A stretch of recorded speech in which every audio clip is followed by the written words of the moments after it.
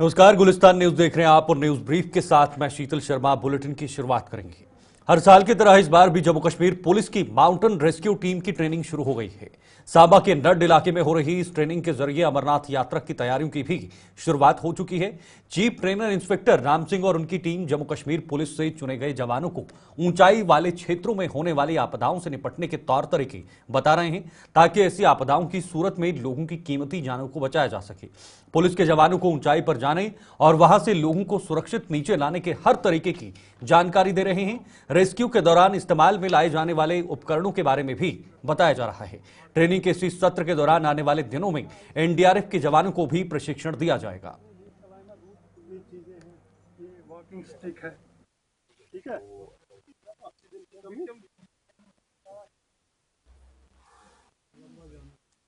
जब आप जुमारिंग कर रहे हो तो विक्टिम से दूर नहीं चले जाओ। अगर गर्दन पीछे रख, थोड़ा दूर।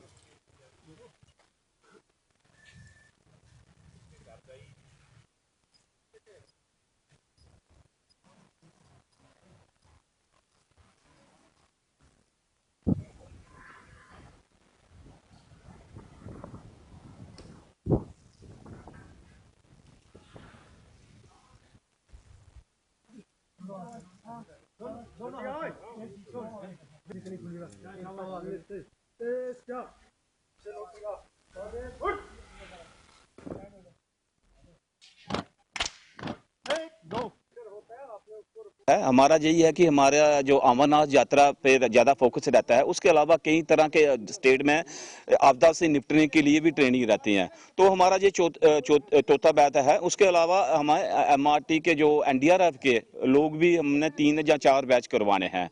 तो ये हमारी 6 महीने लगातार ट्रेनिंग चलती है कि इसमें हम बताते हैं कि अगर कोई ऐसी डिजास्टर या ऐसी कोई आपदा आ जाए तो उनसे कैसे निपटना है। तो उस तरह की हमें पहले जो नए हमारे पास जवान आते हैं तो उनको हाइट से डर लगता है। फिर उनको पहले ये ट्रेनिंग देते हैं कि हाइट से कैसे उतरना, कैसे चढ़ना है। पहले उनका डर निकालते हैं, फिर उसके बाद उनको रेस्क्यू की ट्रेनिंग देते हैं कि कोई विक्टिम खाई में गिर गया है तो उसको कैसे निकालना है। तो इस तरह की ये इनका 15 दिन का ये कोर्स चलता है। 15 दिन के बाद इनको एक रिफ्रेशर नया कोर्स चलाते हैं। तो इनके 2 कोर्स चलते हैं। तो हर साल की तरह इस साल भी हमने 300 लोगों को ट्रेनिंग देनी है और 4 बैच जो है एनडीआरएफ के चलाने हैं। सर क्या-क्या इसमें जो पॉइंट्स आप नोट करवा सकते हैं, जो जिप लाइन है, इस तरह की चीजें हैं, वो आप बता सकते हैं? हाँ, जैसे मैं बताता हूँ कि बाढ़ के दौरान नदियां नाले ऊपर आ जाते हैं तो रोड कट हो जाते हैं, जब पुल बह जाते हैं तो उसमें हम क्या करते हैं, एक बर्मा ब्रिज बनाते हैं और जिप लाइन का इस्तेमाल करते हैं। कहीं जो दूसरी साइड लोग फंसे हुए हैं तो उनको किस तरह से इस साइड शिफ्ट करना है, वो ट्रेनिंग देते हैं। अगर कोई चीज ऐसे जो जैसे रोड एक्सीडेंट हो जाता है, गाड़ी खाई में चले जाते हैं, या कहीं ऐसी डिजास्टर होता है तो विक्टिम को खाई से निकालना, किस तरह से उसको जेड मेथड बना के हम उसको खाई से निकालते हैं। इस तरह की कई तरह की जुमारी करवाते हैं, रैपलिंग करवाते हैं, पिक्की बैग से विक्टिम को ऊपर से नीचे उतारते हैं। ये 15 दिन में हम पूरा कोर्स इनको ट्रेनिंग देके वापस भेजते हैं। किसी राख से चढ़ना उतरना, कैसे उतरना है, चढ़ना है, ये सब चीज़ें स्टेप बाय स्टेप इनको सिखाई जाती हैं और उसके लिए ये बखूबी तैयार होते जाते हैं। और उसके अलावा यात्रा में 15 साल से हम ड्यूटी कर रहे हैं और ये जवान 2009 से हम कंटिन्यू कर रहे हैं। और यात्रा में 2 महीने कंटिन्यू वहाँ रहना, ये बहुत बड़ा चैलेंज होता है कि हाई अल्टीट्यूड में कंटिन्यू 2 महीने रहना और रेस्क्यू करना, पूरे दिन चलते रहना। मुझे नहीं लगा आज तक, मतलब 15 साल से कभी हमारी टीम आज दिन हमें रेस्ट मिला, ऐसा होता ही नहीं है सर। डेली रेस्क्यू पड़ता ही पड़ता है। उसके अलावा सर इसके बगैर भी हमें कहीं जगह पर ज़रूरत पड़ सकती है इस नफरी की, जैसे एवलांच प्रून एरियाज़ में या एक्सीडेंटल एरियाज़ में भी ये टीमें होनी चाहिए, क्योंकि अच्छा रिस्पांस मिलता है अगर ये टीम कहीं हो। ये बाकी ट्रेनिंग से बिल्कुल अलग हटकर ये ट्रेनिंग है। इसमें हम सीख रहे हैं, अभी कुछ ही दिन हुए हैं कि कैसे किसी डिज़ास्टर में विक्टिम्स को रेस्क्यू करना है, कैसे क्लाइंबिंग करनी है माउंटेनिंग एरिया में, कैसे रैपलिंग करनी है, और उसके बगैर अगर कहीं पे कोई विक्टिम को कैसे, अगर हाई एल्टीट्यूड एरिया में कैसे उसको ऑक्सीजन दिया जाता है, कैसे उसको रेस्क्यू करके मेडिकल कैंप तक पहुंचाया जाता है। तो यही हम सीख रहे हैं और काफ़ी अच्छा लग रहा है। सर ये हमारे लिए एक माउंटेन रेस्क्यू कोर्स है सर। जैसे आने वाले यात्रा में हमें मे भी कोई इंसिडेंट होता है, वहाँ पे हमें विक्टिम को कैसे बचाना है, मे बी रॉक्स पे जाना है, किसी विक्टिम को कैसे पास ऑन करना है, उसके लिए हमें स्पेशली ये ट्रेन कर रहे हैं। ये हमारी जो बेसिक ट्रेनिंग है ये इससे बिल्कुल डिफरेंट है सर। जो हमने अपनी बेसिक ट्रेनिंग में सीखा था ये डिफरेंट है सर। ये हमें अलग एक टीम बना रहे हैं। ये लड़के जो है ये स्पेशली ये चुने लड़के लाए हैं हर एक यूनिट से सर। इनको ट्रेन कर रहे हैं माटी के लिए। तो वही भारतीय जनता पार्टी की जम्मू जिला इकाई के नवनियुक्त अध्यक्ष राजेश गुप्ता ने आज अपना कार्यभार संभाल लिया। पार्टी के जिला कार्यालय में आयोजित एक कार्यक्रम के दौरान बीजेपी के प्रदेश अध्यक्ष सत शर्मा, जम्मू ईस्ट के विधायक युद्धवीर सेठी और जम्मू पश्चिम विधानसभा के विधायक अरविंद गुप्ता सहित अन्य नेताओं की मौजूदगी में राजेश गुप्ता को अगले 3 साल के लिए यह जिम्मेदारी सौंपी गई। इस दौरान कार्यालय में हवन यज्ञ और ध्वजारोहण की रस्में भी निभाई।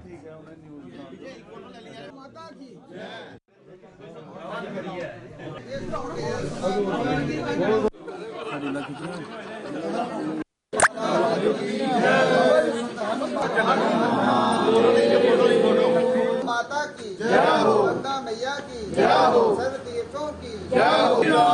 जय श्री राम। भाजपा जिंदाबाद, नरेंद्र मोदी जिंदाबाद, जिंदाबाद। ठीक है, उन्हें न्यूज यहाँ पर एक हवन किया था, माता से आशीर्वाद लेकर आज उन्होंने अपना पदभार जो है वो संभाला है। बहुत अच्छा ये लगा कि दोनों विधायकों के साथ मुझे टीम के साथ भारतीय जनता पार्टी के हमारे ध्वज को ध्वजारोहण करने का मौका भी मिला है। Bharatiya Janata party with the difference की जब हम लोग बात करते हैं, हम लोगों के लिए देश का हित सबसे पहले है, मेरी पार्टी का हित उसके बाद में है और मेरा स्वयं हित जो है वो बिल्कुल अंत में है। सबका साथ, सबका विकास, सबका विश्वास और सबका प्रयास, इन्हीं मूल मंत्रों को लेकर भारतीय जनता पार्टी काम कर रही है। इसी से प्रेरणा लेकर राजेश जी भी जो है वो काम करेंगे।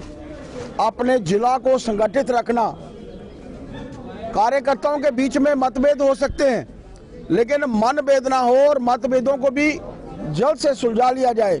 मेरा मानना है कि जिलाध्यक्ष जी इस तरफ मिलकर काम करेंगे। इस जिला में 2 हमारी कॉन्स्टिट्यूएंसी हैं, दोनों हमने जीती हुई हैं, दोनों विधायक हैं, युद्धवीर जी, अरविंद जी। उनका सपोर्ट जो है पूरी जिलाध्यक्ष जी को मिलती रहेगी। मेरा एक ऐसा मानना है, पार्टी के सभी कार्यकर्ताओं को एक साथ लेकर चलना और सबको जोड़े रखना जिलाध्यक्ष जी की प्राथमिकता है। जिला आगे बढ़ेगा। हमने हर बार दोनों कॉन्स्टिट्यूएंसी जीती है और आगे भी हम लोग दोनों कॉन्स्टिट्यूएंसी जीते रहेंगे। पार्टी का विस्तार होगा। राजेश जी को ढेर सारी शुभकामनाएं देता हूं कि उनका जो 3 वर्ष का टेन्योर है एक अच्छा टेन्योर बनकर जो है वो निकले।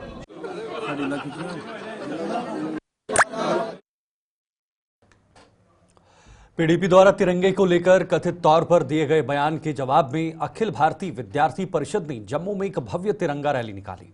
इस तिरंगा रैली में परिषद के कई सदस्यों ने भाग लेते हुए भारत माता के जयकारे लगाए। परिषद के नेता अक्षी बलूरिया ने आरोप लगाया कि पीडीपी ने जिन युवाओं के हाथों में पत्थर थमाए थे, आज वो भी हाथों में तिरंगा उठा चुके हैं और यह पीडीपी को हजम नहीं हुआ। आज जम्मू कश्मीर के कोने कोने में तिरंगा फहराया जा रहा है और अगर पीडीपी के नेता हाथों में तिरंगा नहीं थामते हैं तो इससे यह स्पष्ट हो जाएगा कि वो अब ओछी राजनीति करने पर उतर आएंगे।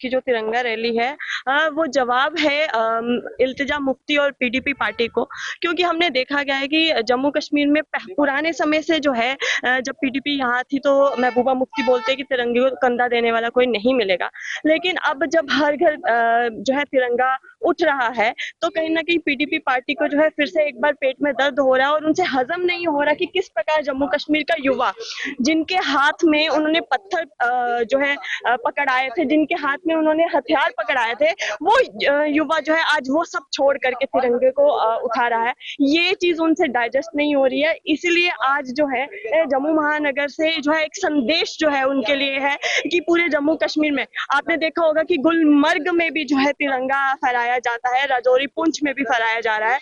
आज जो है जम्मू में भी एक तिरंगा रैली है और आह्वान है विद्यार्थी परिषद की ओर से पीडीपी को कि आप आए इस तिरंगा रैली में और तिरंगा उठाकर के जो है हम सबका मुंह बंद कराए। अगर आप ये कहते हैं कि हम तिरंगे पे राजनीति कर रहे हैं तो हम आपका स्वागत करते हैं अगर आप हमारी रैली में आते हैं, और ये चेतावनी भी है अगर आप नहीं आते हैं तो ये स्पष्टता सबको हो जाएगी कि किस प्रकार की ओछी राजनीति करने का कार्य आप जम्मू कश्मीर में कर रहे हैं। और एक संदेश तो पूरे जम्मू कश्मीर से विश्व पटल पर अटल रहेगा कि यहाँ पर जो है राजनीति तिरंगे को लेकर के ना ही हमने करनी है और ना ही हमने होने देनी है। भारत माता की जय, वंदे मातरम। आगे बढ़ेंगे। जम्मू कश्मीर बैंक ने आईआईटी जम्मू के साथ हाथ मिलाए हैं। जम्मू कश्मीर बैंक ने आईआईटी के स्टार्टअप्स को वित्तीय मदद देने का फैसला किया है। इस संबंध में जम्मू कश्मीर बैंक ने आईआईटी जम्मू के साथ एक एमओयू साइन भी कर लिया है। जम्मू कश्मीर बैंक के एमडी व सीईओ अमित्व चटर्जी ने आईआईटी जम्मू के डायरेक्टर प्रोफेसर मनोज सिंह के साथ यह समझौता करते हुए उद्यमियों को उनके मुकाम तक पहुंचाने में मदद का भरोसा दिया है।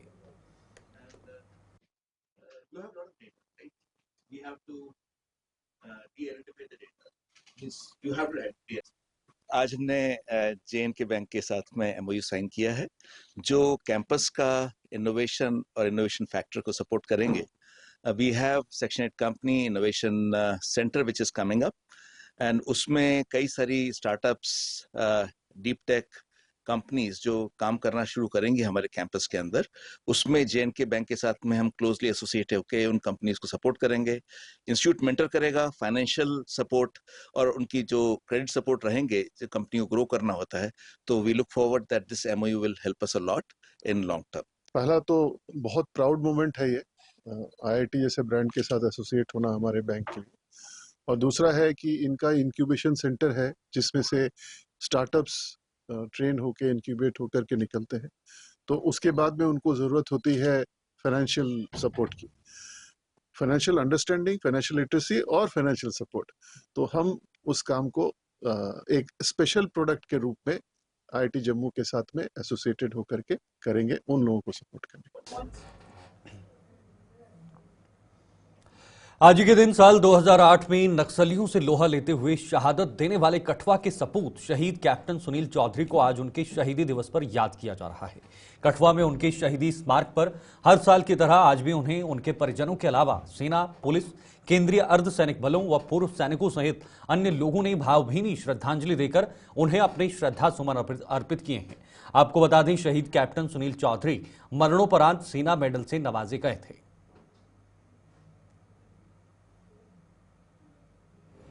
और आज 17-18 साल हो गए उनके जिए हुए, और हर साल हम जहाँ 27 जनवरी को सारे कठुआ के लोग और उनकी यूनिट के लोग सारे उनके पेरेंट्स आके जहाँ श्रद्धांजलि देते हैं। और ये हमारे लिए एक प्रेरणा का स्रोत है ये वाली जगह। जब भी हम इधर से गुजरते हैं और एक प्रेरणा मिलती है कि देश के लिए मर मिटने की उसमें मन में भावना जागृत होती है।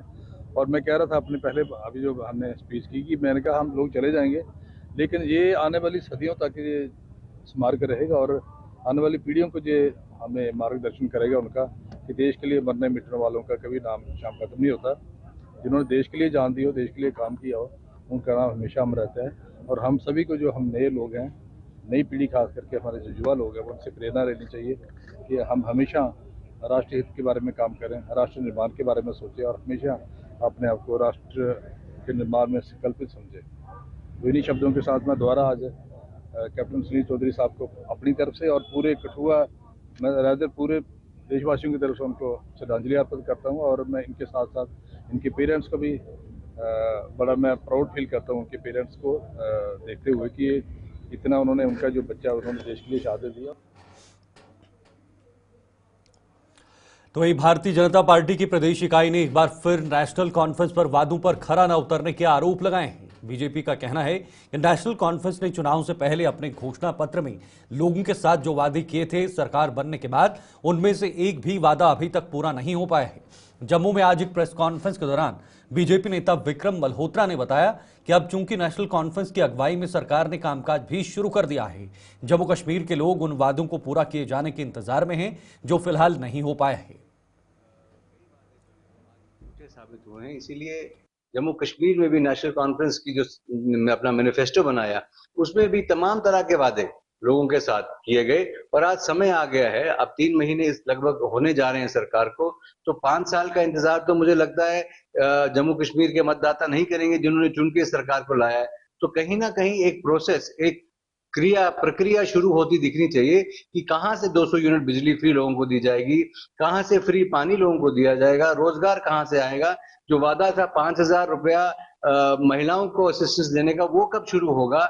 जो बुढ़ापा पेंशन 3,000 देने का जो वादा किया गया था उमर अब्दुल्ला सरकार के द्वारा, नेशनल कॉन्फ्रेंस गवर्नमेंट ने, अब नेशनल कॉन्फ्रेंस पार्टी ने अपने मैनिफेस्टो में रखा था। तो लोग इंतजार हैं, लोग ललायित हैं, लोग सोच रहे हैं कि कब ये शुरू होगा, कब वो जो जिसलिए उन्होंने ये सरकार चुनी थी। तो बहुत समय तक मुझे लगता है नेशनल कॉन्फ्रेंस केवल इस बात को बोल के कि हमारे अभी समय नहीं हुआ, अभी हमने शुरुआत की है, या दिल्ली पे किसी बात का ठीकरा फोड़ के, वो नेशनल कॉन्फ्रेंस ज्यादा समय तक इससे पल्ला नहीं झाड़ पाएगी और उनको लोगों को जवाबदेही देनी पड़ेगी। और एक सशक्त ऑपोजिशन पार्टी होने के नाते भारतीय जनता पार्टी का ये फर्ज बनता है कि वो जागरूक करे लोगों को और नेशनल कॉन्फ्रेंस को भी उनकी नींद से जगाए कि वो अपनी जो मैनिफेस्टो था उसको कहीं ना कहीं दोबारा पढ़े, उनकी लीडरशिप उसको दोबारा पढ़े और जो लोगों ने उनको एक सत्ता की जिम्मेवारी दी है वो उन वादों को पूरा करे। सीनियर लीडर और प्रवक्ता बलबीर। मौजूदा समय में जारी नशा मुक्ति अभियान में बीएसएफ भी बढ़ चढ़कर अपना योगदान देते हुए लोगों को जागरूक कर रही है। इसी कड़ी में बीएसएफ की 44 बटालियन ने आज जम्मू के गजनसू से लेकर गांव चक्रीली तक एक बाइक रैली के जरिए लोगों को नशे के दुष्प्रभावों के बारे में जागरूक किया। इस रैली के बाद बीएसएफ ने एक फ्री मेडिकल कैंप भी लगाया, जिसमें कई लोगों के स्वास्थ्य की जांच करने के अलावा उनमें दवाएं भी वितरित की गई।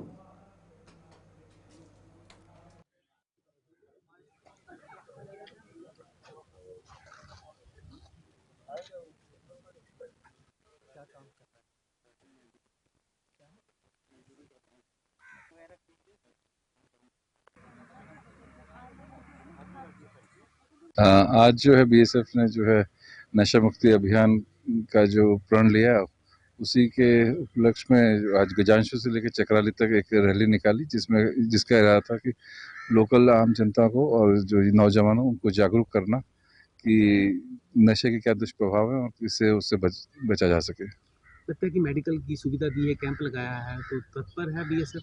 जी, बीएसएफ हमेशा से बॉर्डर पे रही है और बॉर्डर के इलाके दूर दराज भी रहते हैं। हमारी इच्छा है, हमारी कोशिश रहती है कि हम जो है समन्वय के साथ समाज के साथ रहें और समाज को जितनी भी सुविधा और सहायता पहुंचा सकें, चाहे वो मेडिकल हो या किसी और प्रकार की, उसको पहुंचाएं। उसी का प्रयास है। एक युवाओं के लिए क्या मैसेज रहेगा, क्या कहेंगे आप? युवाओं को मैं यही बोलूँगा कि जो है पढ़ाई में ध्यान दें, राष्ट्र निर्माण में सहयोग दें और नशा से और किसी भी तरह की गलत आदत से दूर रहें। 44 BN BSF बटालियन ने जो एक रैली का आयोजन किया गजनसू मार्ग से लेके और चकड़ाली ग्राउंड चकड़ाली इधर स्कूल तक, बहुत अच्छा किया। ये एक अवेयरनेस कैंप था कि नशे से कैसे यूथ को अलग रहना है, क्योंकि हमारे जो प्राइम मिनिस्टर हैं श्री नरेंद्र भाई मोदी जी, उनका मेन फोकस यही रहता है कि यूथ को नशे से अलग करना और स्पोर्ट्स की तरफ ला के लाना और पढ़ाई की तरफ ध्यान देना। और साथ में उन्होंने एक मेडिकल कैंप का भी आयोजन किया है और टाइमली ये मेरी पंचायत में हर बारी मेडिकल कैंप लगाते रहते हैं ताकि लोगों को एक अच्छी फैसिलिटी मिले और लोगों को कोई छोटी मोटी जो दवाइयाँ भी वो भी प्रोवाइड करते हैं। ये बॉर्डर पे तो करते हैं सेवा लोगों की, बट आपने देखा होगा कि आज भी इन्होंने मेडिकल कैंप भी लगाया और इसका इनका मैं बहुत शुक्रगुजार करता हूँ, क्योंकि स्पेशली ये मेरी पंचायत में है, साल में कम से कम 2-3 बार ये मेडिकल कैंप लगाते हैं। मैं इनका बहुत शुक्रिया अदा करता हूँ। Thank you. खबरों में आगे बढ़ेंगे। पारंपरिक खेतीबाड़ी से हटकर नए नए प्रयोग करने वाले किसानों की चांदी हो रही है। मौजूदा समय में जम्मू के ग्रामीण हलकों के कई किसान स्ट्रॉबेरी का उत्पादन कर रहे हैं और खास बात यह है कि हॉर्टिकल्चर डिपार्टमेंट भी इन किसानों का कदम कदम पर मार्गदर्शन कर रहा है। किसानों को बीज से लेकर सब्सिडी तक मुहैया करवाई जा रही है और महिला किसान भी स्ट्रॉबेरी का उत्पादन करने से लेकर इसकी पैकेजिंग तक बड़े चाव से कर रहे हैं। स्ट्रॉबेरी के उत्पादन से किसान जहां खूब कमाई कर रहे हैं, वहीं किसान कई लोगों को रोजगार देने में भी सक्षम हो रहे हैं।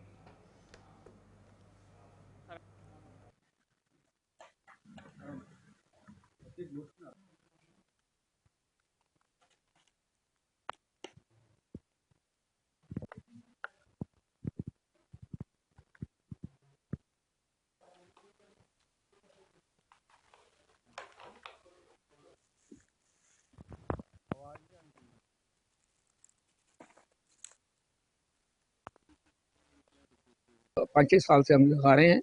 पहले किसी टाइम लगाई थी, लेकिन अभी 5-6 साल से हम कंटिन्यू इसको लगा रहे हैं। तो इसमें काफ़ी सारे बेनिफिट हैं।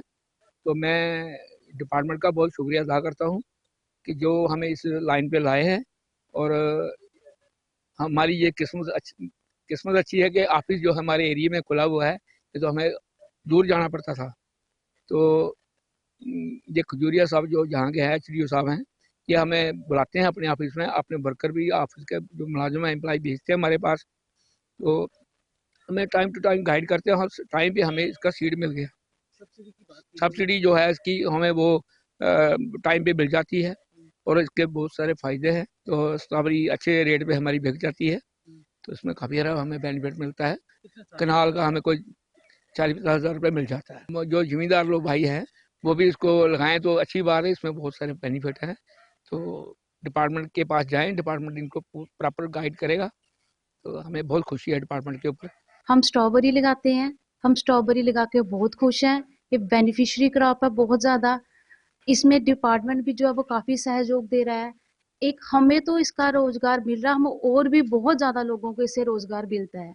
ये बहुत ही अच्छी क्रॉप है। सभी नौजवानों को इसको देखना चाहिए। काफ़ी कैश क्रॉप है, इसको लगाना चाहिए। बहुत ही बेनिफिट क्रॉप है ये। जितना बेनिफिट इस फसल में है और किसी में नहीं है। हम अपने साथ बहुत ज़्यादा लोगों को जोड़ते हैं। इसमें काफ़ी ज़्यादा लोगों को रोजगार मिलता है। जैसे हमारी आप देख सकते हो पीछे पैकिंग चल रही है। इसके साथ जो है वो काफ़ी ज़्यादा लोग जो है वो जुड़ते हैं। ये अकेले का काम नहीं है, हमारे साथ साथ जो है वो और भी बहुत ज़्यादा लोगों को रोजगार मिल रहा है इससे। देखो, हॉर्टिकल्चर सेक्टर में स्ट्रॉबेरी का एक बहुत अच्छा रिस्पांस है और लोग बड़ा बढ़ चढ़ के हिस्सा ले रहे हैं स्ट्रॉबेरी की क्रॉपिंग के लिए। पर कनाल कोई 3000 के करीब रनर्स लगते हैं और जिसकी ओवरऑल जो प्रोडक्शन है 1 मीट्रिक टन तक हमारी पर कनाल की हो जाती है सारी डाल के। तो जो इसका ओवरऑल मतलब बेनिफिट है जो हमारा वो 1 लाख के करीब, 90,000 से लेके 1 लाख के करीब बेनिफिट हो जाता है। तो इवन स्ट्रॉबेरी आने वाले टाइम में वीट को भी रिप्लेस कर रही है। देखो, हमने इसका एरिया इन कनाल शुरू किया था। आज ये एरिया चल के 100 कनाल तक टारगेट्स हो गए हैं। तो कोई ज़माना था 10 कनाल एरिया भी ढूंढना जम्मू में स्ट्रॉबेरी के लिए बहुत मुश्किल होता था। आज तो हम प्लांट मटेरियल भी पूरा नहीं कर पा रहे, इतना इसकी डिमांड है। नहीं, नए फार्मर को हम ये बोलेंगे कि हॉर्टी एंटरप्रेन्योरशिप को नज़र में रखते हुए आप जुड़िए हमारे साथ। तो इसमें अच्छे से हम करेंगे, आपकी मदद करेंगे। सब्सिडी 13,000 पर कनाल सब्सिडी दे रहे हैं। उसके बाद आप प्रोसेसिंग यूनिट भी अपना लगाना चाहते हो, उसमें भी 60% तक सब्सिडी दी। इधर सांबा जिला के विजयपुर ठंडी खुई में बनाए जा रहे अंतर्राज्यीय बस स्टैंड का काम जोरों शोरों से जारी है। 13 करोड़ रुपए की लागत से बन रहा यह bus stand lift, shopping complex और वेटिंग रूम सहित अन्य सुविधाओं से लैस होगा। इसके शुरू होने से लोगों को आसानी से अंतर्राज्यीय बस सुविधा मिलने से उनकी यात्रा सुगम होगी और तो और इसके शुरू होने से लोगों को रोजगार के अवसर भी प्राप्त होंगे।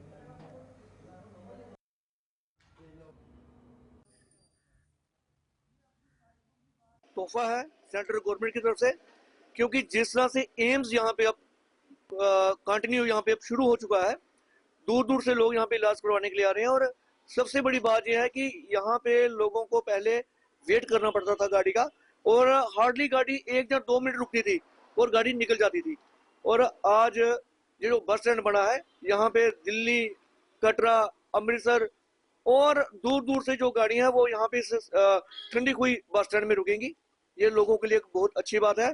खासकर जो लोग बाहर ट्रेवल करते हैं उनके लिए बहुत ज़्यादा फायदा है। इस बस स्टैंड की वजह से हमारे जो विजयपुर के लोग हैं, खासकर सांबा डिस्ट्रिक्ट लोग, इनमें बहुत ज़्यादा खुशी है, क्योंकि पहले इनका कोई टाइम टेबल नहीं था गाड़ियों का। अमृतसर वाली गाड़ी आएगी 2 मिनट रुकेगी निकल जाएगी। तो प्रॉपर वहाँ यहाँ पे स्टॉप नहीं था। अब यहाँ पे स्टॉप बढ़ने से ये जो हमारे पेशेंट यहाँ पे आ रहे हैं, एम्स में आ रहे हैं, या जो लोग बाहर जा रहे हैं, इनको बहुत फायदा होगा। देखिए ऑलरेडी जब यहाँ पे इतना बड़ा बस स्टैंड बनने जा रहा है, बन चुका है, तो रोजगार बढ़ेगा। कितनी दुकानें, कितना बिजनेस यहाँ पे होगा। ऑलरेडी ठंडी खुई में जो है वो वहाँ पे गाड़ी रुकती है चाय पीने के लिए, लेकिन अब ये बहुत बड़ा हब बनने जा रहा है। इससे विजयपुर लोगों जो विजयपुर के लोग हैं उनका एक बहुत बड़ा बिजनेस जो है वो बनने जा रहा है। लोग बहुत ज्यादा खुश हैं। हम यही कहेंगे कि सेंट्रल गवर्नमेंट का, खासकर भारतीय जनता पार्टी मोदी साहब जी का हम बहुत बहुत धन्यवाद करते हैं कि विजयपुर को एक नई पहचान एम्स की वजह से, और खासकर ये जो बस स्टैंड इतना बड़ा, मुझे लग रहा है कि जम्मू से भी ये बड़ा बस स्टैंड बनने जा रहा है और सारी गाड़ी यहाँ पे रुकेगी। बहुत ज्यादा फायदा डिस्ट्रिक्ट सांबा के लोगों को मिलने वाला है। ये बहुत बड़ी उपलब्धि है। जो बस स्टैंड जब पूरा बनेगा, इसका हमारे आसपास के जो मेरे युवा साथी हैं खासकर उनको बड़ा फ़ायदा होगा, जिसके रोज़गार के नए साधन खुलेंगे। जिसके जैसे कि बस स्टैंड के अंदर शॉप्स बन रही हैं, वो जो मेरे भाई हैं उनको वो शॉप्स मिलेंगी, जिनको वो शॉप मिले उनको एक रोज़गार का साधन मिल जाएगा। और हमारे जो लोग जिनको बड़ी समस्या होती थी बसों को लेके, इंटरस्टेट बसें जो रुकती थी आगे पीछे, कोई इनका ठिकाना नहीं था, लोगों को बड़ी दिक्कत आती थी। अब वो जो मुश्किलें ख़त्म होंगी, आम लोगों को इसका बड़ा फ़ायदा होगा और ख़ासकर हमारे सांबा जिला को इसका बड़ा फ़ायदा होने जा रहा है और मेरे अपने शहर विजयपुर को इसको बड़ा फ़ायदा होगा। जैसे कि पीछे इससे पहले जो एक बड़ी सौगात हमें मिली थी एम्स की, जिसका विजयपुर के जो हमारा रोज़गार है उसमें बड़ा ज़्यादा योगदान रहा। बेरोजगारी जो कम हुई और ऊपर से जो हमारा बस स्टैंड जब भी खुलेगा, ये रोज़गार बड़े ज़्यादा रोज़गार के साधन खुलेंगे। ठंडी खुई का जो और जख का जो एरिया है, यहाँ में बड़ी जो डेवलपमेंट होने के चांसेस होंगे। और मैं एक तरफ से न्यूज़ ब्रीफ में अभी के लिए फिलहाल इतना ही। देश दुनिया की तमाम खबरों के लिए आप देखते रहिए गुलिस्तान न्यूज़। नमस्कार।